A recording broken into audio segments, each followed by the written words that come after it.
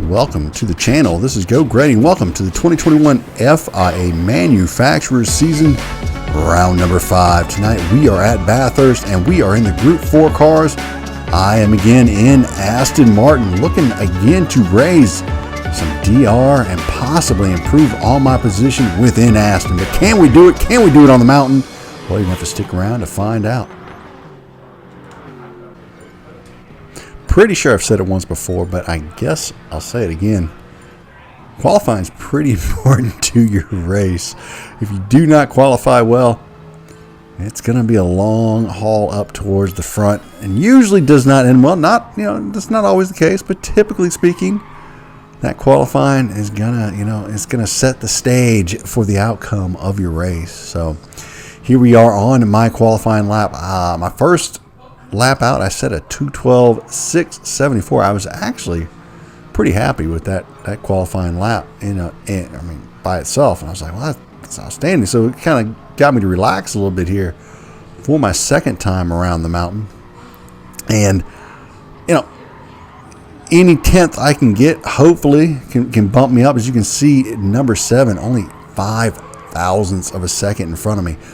So all I want to do here is have a smooth downhill transition, get into third gear, keep it close to the right side, and hopefully carry a little bit of speed through that. And I just actually carried a little too much speed. Could have got a little earlier on the gas there, but regardless, get on the brakes before the blue on the right. Try and hold some speed through the left-hander known as Forrest Elbow. Again, I felt like I was like, well, I kind of messed this lap up. It wasn't too great. And then as I come through the section where it shows your sector times, I was actually up on my sector time like 3 or 4 tenths, and I was like, wow, okay, all right, well, shoot, that's good. So again, just get on the brakes there a little early, trying to get on the gas early coming out the corner. I do a pretty good job of that. Going to cross the line with a very good time for me. One of my better qualifying times, even including practice, was a 2:12.4. So I was like, heck yeah, that was good enough to start in P4. So we're going to skip over old Opera Lady today. Sorry, Opera Lady. Just wasn't in the mood for you during this recording. And we're going to get right to the race. Into turn 1, I knew the tires were going to be cold. They were cold in the practice lobbies, and it was causing me a little bit of fits around corner 1. So I took it a little easy around through corner 1 and got on the gas, what I thought was pretty early. And then I look in my rearview mirror. Man, I got this RCZ just making a haul on me. And I was like, well, if he's going to send it, I'm just going to let him go. Because that RCZ is going to be really fast at the beginning of the race. But he pulls out early. I was a little surprised by that. Looked like he was going to go full send right there. But he didn't. He pulled out. So I was like, all right, that's cool. Whatever. I'm playing the long game here. I want to latch on to DZD88 here and follow him. I want to make him real comfortable. I want him to think I'm like his neighbor. Like I'm the guy you want to step outside at the end of the driveway, have a cold beer with, and just chat. Feel comfortable. That's what I want you to feel, DZD. Really comfortable. So try not to show any inside moves. Getting over the left a little early. Just do everything I can to make old DZD feel nice and comfy, because I want to save my tires through the first half of the race. I really don't want to get into any hardcore racing until the back half of the race. So that was the game plan. Now, someone in front of me has a penalty. Here's a half-second penalty. And I was like, I don't know. I mean, he's pretty far up there. I wasn't sure if we were going to be able to catch him or not. Now, this is an absolutely terrible place to have to serve a penalty.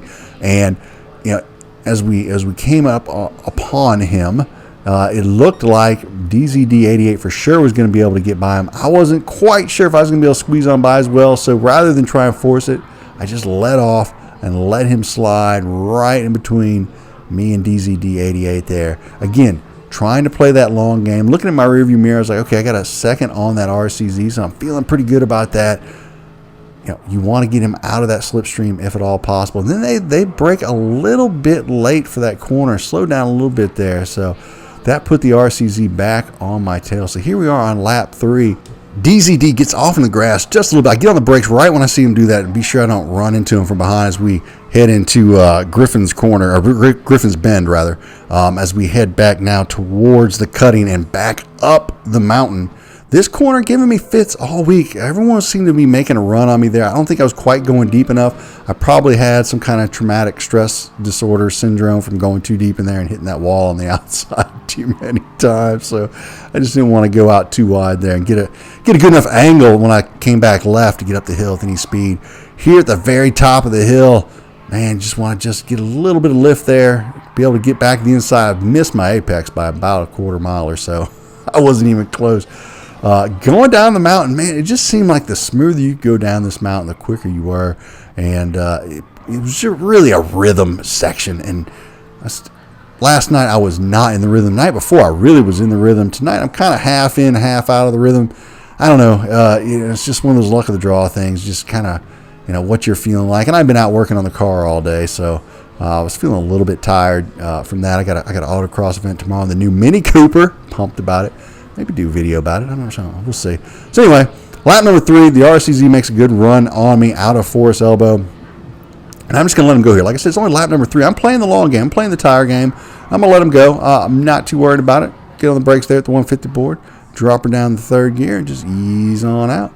Now, the front-wheel drive cars, the Scirocco and the RCZ, very, very lethal on this course at the beginning. But if they're not careful and watch their tires closely, they can really come to haunt them in the back half of the race. So we'll see if Pike's 208 can take care of his tires or not. On to lap number 4, and Pike's 208 has decided to go ahead and try and make a pass here on DZD heading into Hell's Corner. And he does so as he comes out of turn 1 on the inside. DZD probably playing a little bit of long game himself in the Macca. Just, letting him on through there, not pushing him too hard. Just saying, look, it's only lap number 5. It's all good. So fast forward now on to lap number 8. As you can see, DZD88 now catching back up to the RCZ. Now in my rear view mirror, I've got HB22, who is in the BMW, who has just slowly kind of caught up to this group. And behind him, Andre Sav in the Aston Martin. Now, Andre has been driving that Aston for as long as I can remember. And in the race at Sardinia, man, he was really able to take care of his tires. So seeing him in my rearview mirror up from P11 has me a little bit concerned. So I'm like, man, I know Andre's good on those tires. And I really, honestly, was not very good at all on the mountain on my tires. Pretty bad at abusing them.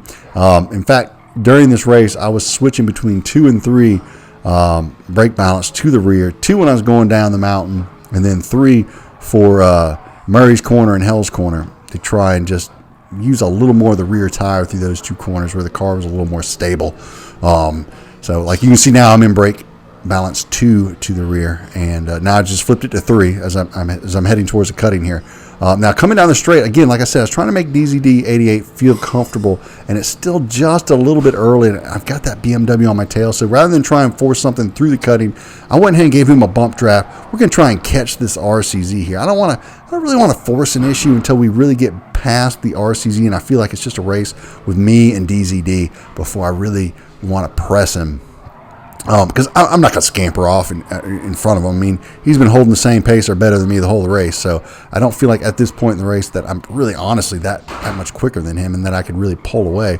So if I make any dives on him or anything like that, it's just going to cost us time. And I don't want to cost time because I got Andre back there hunting me down, and behind him are about 13, 14 of his friends looking to also make a move up the ladder. So don't want to give anyone any Greddy passes essentially on me as we go down through the race. So on lap 10, and you can see as we come out of Forest Elbow, I'm struggling a little bit in Forest Elbow. I don't know why I was struggling coming out of Forest Elbow. Usually it's a pretty decent corner for me. I guess I was just a little bit off. Didn't really pay attention on that last one, but folks were kind of making moves on me or coming out of there as the RCZ and DZD80 get into it just a little bit as DZD goes for the move. Now I take advantage of that and slip on by. Andre Sav also slips off into the right, and then I'm just going to brake here at my normal spot, maybe just a little bit late, and then I get punted from behind by the RCZ. Unbelievable. That is 2 races in a row now.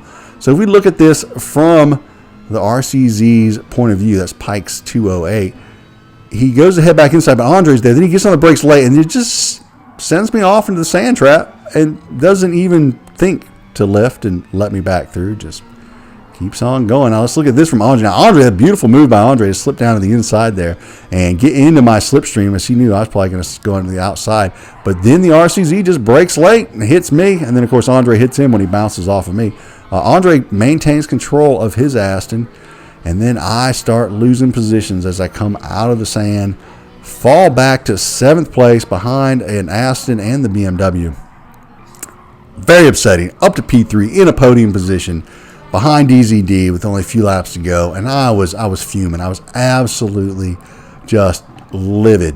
When you get into this level of racing, you expect not much punting to occur, and you also expect that if someone does punt you by accident, which I'm sure Pikes 208 did. I don't think he did it on purpose, but you expect it when you get punted off like that for the person to be like, yeah, that was bad, let me hold up, I can give that position back, that wasn't cool.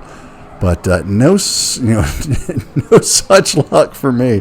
As Pikes just takes off. Now I'm catching back up the group because, like I said, I was absolutely fuming, and I had one thing on my mind, and that was street justice. I wanted some street justice, and then I was like, I don't know, maybe I'll just make the pass clean, just to stab it in there and twist it, a little bit there. So fast forward through the back straight, Conrad straight, into the cutting and into the left-hander, and major contact there between the Aston and the BMW. Let's see what happened there. As the Aston comes around the inside, gets into him a little bit, pushes him off, and then the BMW comes back. The Aston lets off. The BMW slides in front of him, but I think he gets in the grass, tries to come back on the track in front of the BMW. BMW catches that corner panel and spins out. So fast forward a little bit, I have caught Pikes 208, and I get a really nice run. I'm coming up the mountain. I don't ever pass anybody coming up the mountain, but like I said, I'm fuming here, so I'm ready for a little street justice. I'm going to hang out to the inside. He tries to come in, but I was there, so needless to say, I was not too concerned if I ushered him into the wall or not. So bad. I don't want to do that. But I feel like I have to, or you're just going to walk all over me, and that's just not cool. I let people go. I try and race the long race. I don't run people off the track, and then these folks, they just punch you. They just go on like, I didn't do anything. No. I'm done with that. It's time for street justice. That's just all there is to it. I know, it's terrible. This is going to turn into Forza or something like that. I don't know. What do y'all think? Tell me in the comments. Bad, Grady, bad. I know. Anyway, heading down Conrad straight, heading towards the cutting, and the BMW, I'm not even going to even attempt to pronounce that name. I have no idea what it is. It starts with a Q and ends with another letter, I think a D. And he's actually got really nice pace here at the end of the race. He's probably saved his tires pretty well. My pace is actually pretty atrocious right now. I'm in the mid-high 214s, and usually right around now I want to be in the 213s. And I don't know if it was just from getting hit around and everything's going on, and I don't know why, but I just, like that corner, I just took slow as snot, like just terrible. Anyway, Grady, you got to pull it together. Get together, my man. Get together. So as I slow down here for this turn and get on the gas early, actually, he nudges me a little bit deep, a little bit off, and I was like, oh my God, again? But, I knew he had better pace than me, and I was like, I'm not going to hold him up. He's probably just going to pump me off later. So I'll just let him on through here. And I'm not going to give him any street justice this time. But if it happens again, buddy, I'm coming for you. Oh, the push to pass. Jeez. Come on, people. Anyway, so on to the last lap. Heading down the cutting one last time, jumping to this left-hander, heading towards Murray's corner, and the final left-hander of the race. And it is getting rowdy between Andre and the other Aston as they are side by side heading towards Murray's corner. They both drop the anchor there as Andre goes a little bit deep, and so does the other Aston, but he hits the wall, does a 360, and that is not going to bode well for his finish. A little bit of karma, maybe. I don't know. Well, I'll take that 4th place. Maybe could have had a podium or even a 2nd there, but unfortunately, we were punted, so we won't find out. If you're new to GT Sport and you punt somebody, give the position back. That's the etiquette, and the other drivers will appreciate it. Anyway, I hope you enjoyed the video. If you did, hit the like and or subscribe. It doesn't cost anything to subscribe, and I would certainly appreciate it. Anyway, for myself, Geauxgreddy, I hope that y'all all have a great evening. DJcLean, take us out of here.